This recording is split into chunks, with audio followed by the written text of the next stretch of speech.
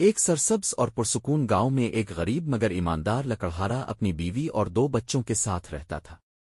وہ ہر روز صبح سویرے جنگل میں جاتا، لکڑیاں کاٹتا اور انہیں بیچ کر اپنے گھر کا خرچ چلاتا تھا۔ غربت کے باوجود وہ ہمیشہ اللہ کا شکر ادا کرتا اور محنت سے روزی کماتا تھا۔ ایک دن حسب معمول وہ کلہاڑی کندھے پر رکھے گہرے جنگل کی طرف روانہ ہوا۔ اسی دوران بادشاہ کا نوجوان شہزادہ اپنے سپاہیوں کے ساتھ شکار کی غرض سے جنگل آیا۔ شکار کا پیچھا کرتے ہوئے شہزادہ اپنے ساتھیوں سے بچھڑ گیا اور جنگل میں راستہ بھول گیا۔ شام ہونے لگی، اندھیرا چھانے لگا اور شہزادہ تھکن سے نڈھال ایک درخت کے نیچے بیٹھ گیا۔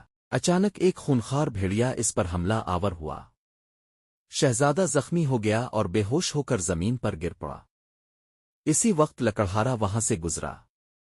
اس نے ایک زخمی نوجوان کو دیکھا تو فوراً اس کے پاس پہنچا۔ اس نے بغیر یہ جانے کہ یہ کون ہے، انسانیت کے ناطے اس کی مدد کرنے کا فیصلہ کیا۔ لکڑہارا زخمی نوجوان کو اپنے کندھوں پر اٹھا کر اپنے چھوٹے سے گھر لے آیا۔ اس کی بیوی اور بچوں نے بھی اس کی خدمت میں کوئی کمی نہ چھوڑی۔ جڑی بوٹیوں سے اس کا علاج کیا گیا اور پوری رات اس کی دیکھ بھال کی گئی۔ اگلی صبح جب نوجوان کو ہوش آیا تو وہ ان لوگوں کی محبت اور مہربانی دیکھ کر حیران رہ گیا۔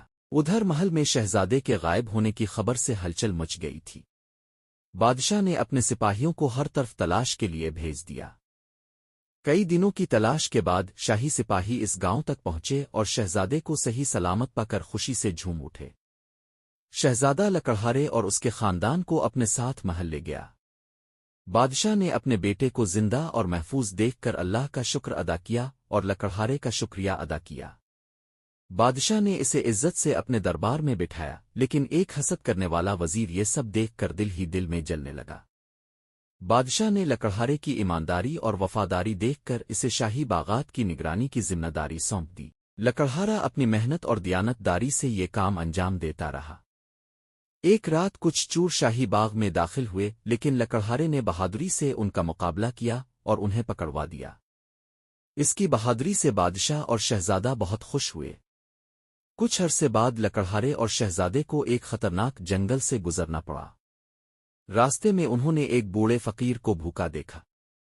لکڑہارے نے فوراً اپنا کھانا اس فقیر کو دے دیا۔ شہزادہ اس کی سخاوت اور نیکی سے بہت متاثر ہوا۔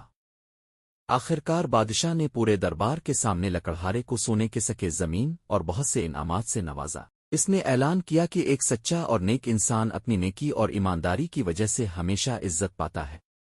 لکڑہارا اپنے گاؤں واپس لوٹ آیا۔ اب اس کے گھر میں خوشحالی تھی، اس کا خاندان خوش تھا، لیکن اس کی عاجزی اور نیکی پہلے کی طرح برقرار تھی۔ اس کہانی سے ہمیں یہ سبق ملتا ہے کہ نیکی، ایمانداری اور دوسروں کی مدد کبھی ضائع نہیں جاتی۔